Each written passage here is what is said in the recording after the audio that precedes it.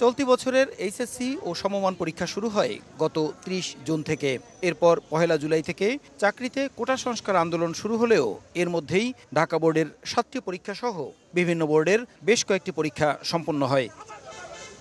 মাঝে কোটা সংস্কার আন্দোলন ক্রমেই তীব্র হয়ে ওঠায় উদ্ভূত পরিস্থিতিতে কয়েক দফায় এইচএসসি ও সমমানের পরীক্ষা স্থগিত করা হয়। আওয়ামী লীগ সরকারের পতনের পর স্থগিত থাকা বাকি পরীক্ষাগুলো আগামী ১১ সেপ্টেম্বর থেকে নেয়ার সিদ্ধান্ত নেয় অন্তর্বর্তীকালীন সরকার। তবে দেশের বর্তমান পরিস্থিতিতে পরীক্ষায় বসার মতো অবস্থা নেই বলে দাবি করে আন্দোলনে নামেন শিক্ষার্থীরা।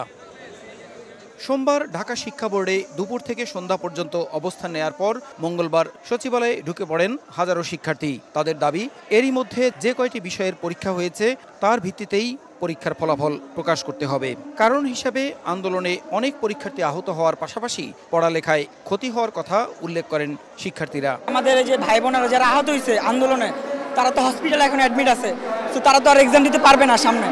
তো এই জন্য আমাদের একটাই দাবি হচ্ছে যে সাবজেক্ট ম্যাপিং করে যে মানে এইচএসসির রেজাল্ট, মানে ২০২২ সালে এইচএসসি রেজাল্ট কাউন্ট করে এটা ২৪ সালে যাতে আমরা আনতে পারি, এটা হলো আমাদের দাবি এক দফা।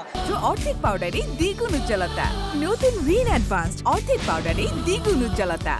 এদিকে শিক্ষা উপদেষ্টা ওয়াহিদুদ্দিন মাহমুদের সভাপতিত্বে সকালে সচিবালয়ে এক জরুরি সভায় ১১ সেপ্টেম্বর থেকে পরীক্ষা আরও ২ সপ্তাহ পিছিয়ে অর্ধেক প্রশ্নোত্তরে বাকি বিষয়গুলোর পরীক্ষা নেওয়ার সিদ্ধান্ত হয়। তবে তা নাকচ করে শিক্ষা সচিবের কক্ষের সামনে আন্দোলন করতে থাকেন শিক্ষার্থীরা।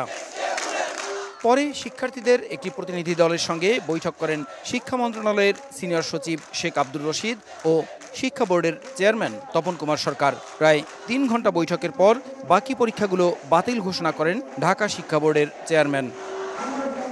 দাবি মেনে নেয় সন্তুষ্টি প্রকাশ করেন আন্দোলনরত শিক্ষার্থীরা। শিক্ষা মন্ত্রণালয়ে এসে পরীক্ষার যে সাবজেক্ট ম্যাপিংয়ের মাধ্যমে মূল্যায়ন, ওই দাবিটা কার্যকর করছি। আমরা সবাই আলহামদুলিল্লাহ খুশি। এটা বাংলাদেশের প্রায় এইচএসসি ২৪ ব্যাচের 95% স্টুডেন্ট আমাদের সাথে একমত।